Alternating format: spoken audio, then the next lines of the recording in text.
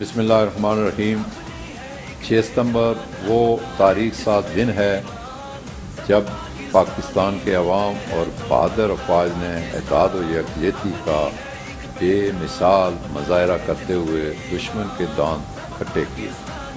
पाकिस्तान की मुसल्लह अफवाज ने हर मरहले पर न सिर्फ कौम को सरखू किया बल्कि अपने मुल्क की नज़रियाती और जोग्राफियाई सरहदों की हिफाजत की बैरूनी साजिशों को नाकाम बनाया।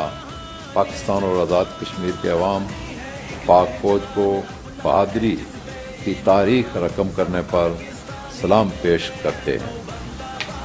6 सितंबर 1965 को अपनी जानों का नजराना पेश करने वाले अजीम शोहदा समेत उन तमाम शोहदा को खराज अकीदत पेश करते हैं जिनकी बदौलत हम आज़ादी की नेमत को बरकरार रखे हुए हैं।